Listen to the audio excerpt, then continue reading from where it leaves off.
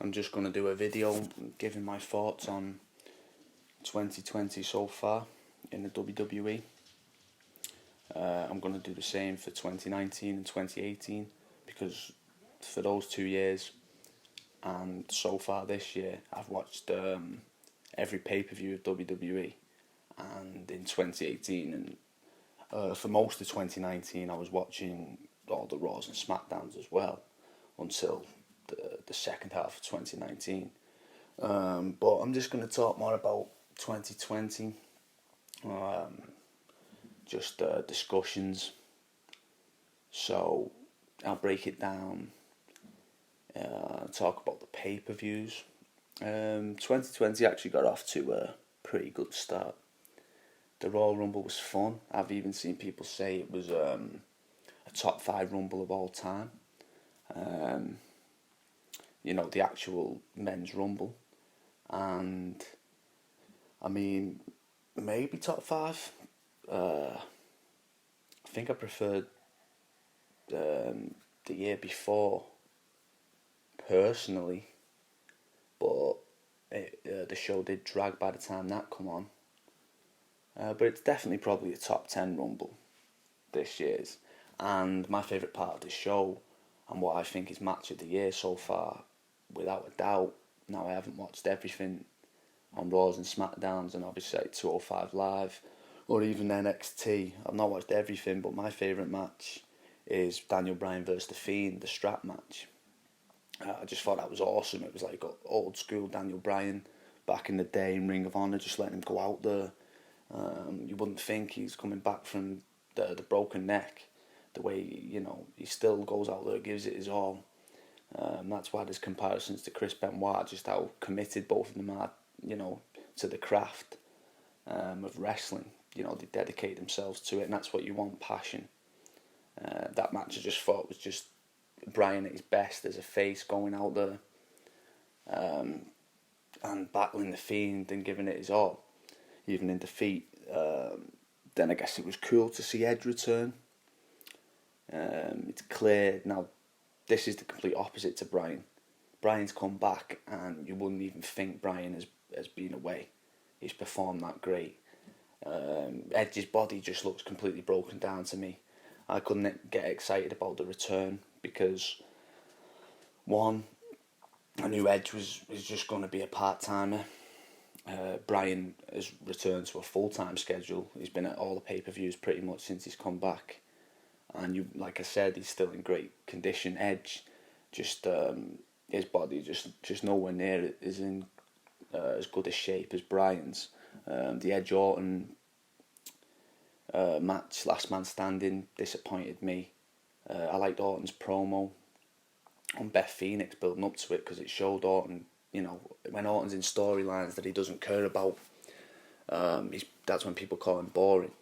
You go back to 2009, 2010, when everyone said Orton was great because he was this monster heel who had no emotion. Well, to me, that was the most boring Randy Orton with legacy because he was like a robot. So yeah, that's why I thought I'd do this video as well, because I seen Y2J fan comment that this is 2019 and 2020 the worst time in WWE. And especially now, without the crowds, they should have just took a break, because you can argue that it is the worst time. But 2009, 2010, them Raws are just so bad to sit through, with the celebrity guest hosts, then the Divas at that time. I just remember Mania 26, that Diva match with Vicky Guerrero in. I can't get that out of my head. And the people that were pushed during that time, just the world champions, Sheamus, Miz, Swagger, none of them, as people know, if you follow my channel. I'm just not fans of any of them guys. But back to now. Edge Orton, the match let me down for me at WrestleMania. So the Royal Rumble was a pretty good show. WrestleMania, probably one of the worst WrestleManias of the last decade. WrestleMania 34 and WrestleMania 32 are probably my two least favourites. Just both boring main events. Triple H reigns, Lesnar reigns. Nobody wants to see Reigns main eventing, and he done it. What was it, 4 WrestleManias in a row? So yeah, that's the WrestleMania. 2 world title matches were not WrestleMania worthy. Braun Strowman. I'm not a fan of big guys when they're that big. I'm just not. Braun is actually not that bad for his size. Like, considering how big he is, like 385 pounds or whatever, he can still move a bit. He's nowhere near as bad as a Great Khali, or when you've seen the Big Show come out to McIntyre. A lot more mobile than the likes of those guys, but still, he's too big, you know. Randy Orton, I know Randy Orton's got some, natural athleticism to him, but he's about as tall as you can go. You know, Orton's like 6'4", but can still perform at a good level in the ring.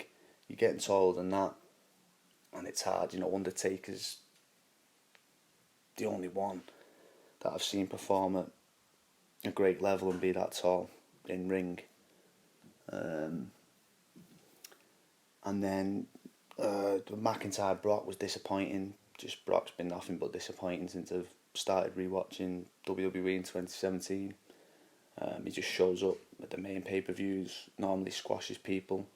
He's had a few good matches with smaller guys when he wants to, like Bryan, AJ, Finn Balor, at Survivor Series and Royal Rumbles, but yeah, just disappointing.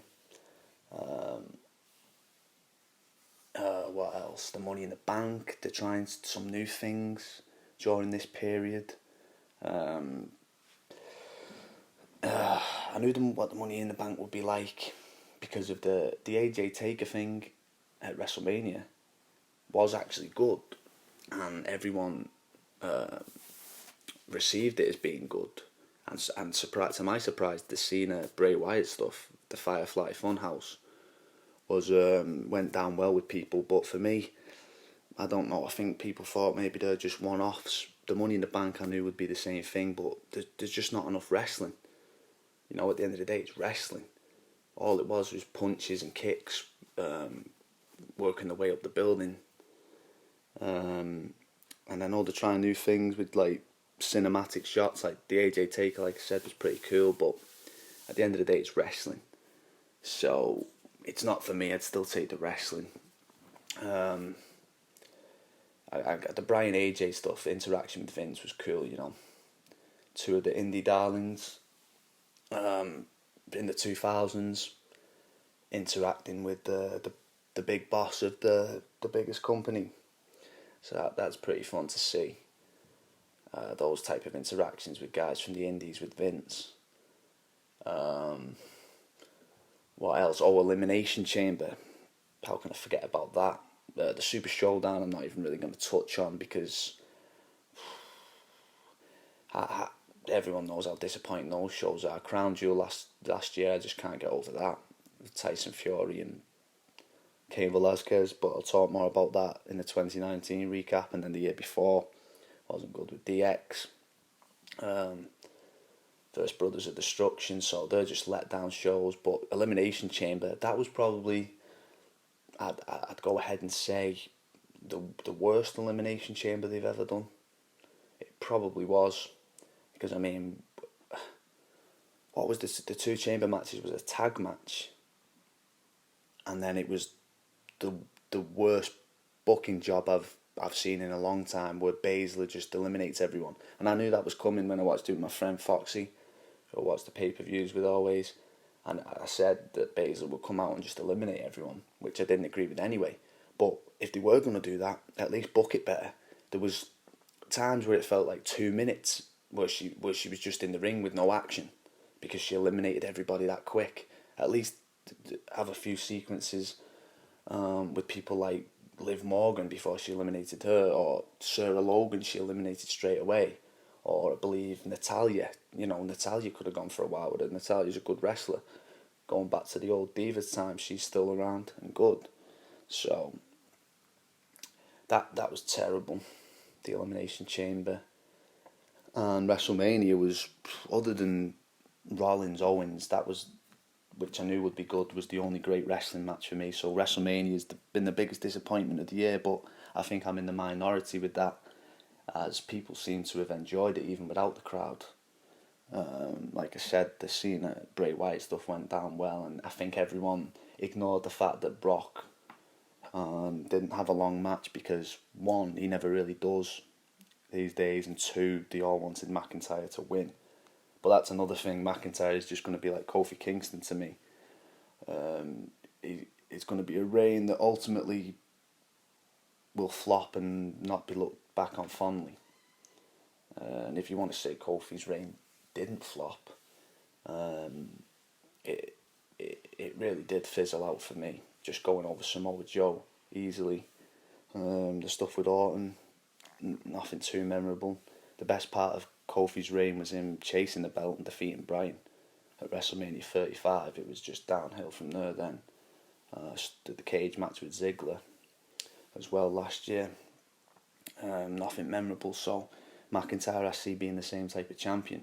And then just for the end of this video, I just want to talk about new guys that should be pushed, because I feel like it should be, like, 10 years ago it should have been Bryan's time, AJ's time, when CM Punk was getting pushed, Kevin Owens, people like that. And now I think it's the newer generation's time.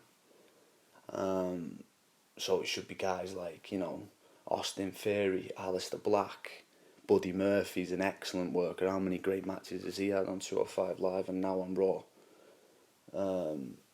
His matches with Aleister Black at the end of last year. Montez Ford. I know my friend Foxy won't be happy with that, as he just sees him as a Black Enzo Amore. But Montez Ford, I was thinking about it, actually has charisma. Like with Otis, he's clearly better than the better version, the better of the two between him and his tag team partner Tucker, who just has no charisma and is boring. Montez Ford is clearly the one with athleticism and charisma in that group. So if you want a world champion that I think the reign will be charismatic and still can produce matches, and I think they'll push Montez Ford since he's a homegrown talent. He hasn't been on the indies. That would be a guy to give the belt to and go in a direction for me. I was just thinking about that before. Just push newer guys. Andrade's group with Selena Vega, Hector Garza. You've got Keith Lee, incredibly over on NXT. He'll be excellent whenever they decide to call him up. Ciampa Gargano still, but there's always haters. But Ciampa Gargano, they put Orton and Edge's match, to shame for me. That empty arena match, I did see that. That's one thing I've seen from NXT this year. That was awesome. Between Ciampa and Gargano, they sure know how to do a match in NXT, and especially those two guys with the chemistry they have. So, yeah, that's just my thoughts on WWE in 2020. Leave a comment what you've enjoyed on what has been otherwise, a bad time for WWE. 2019, 2020 could definitely be the worst. And if you want to say it's worse than 2009, 2010, it's alright with me, but I don't know. I look back on those celebrity guest host Raws. I just see DX interacting with Hornswoggle. Just bad times. I'm going to have to probably review some of those, just put myself through watching Raws from 2009 through 2010, because awful times.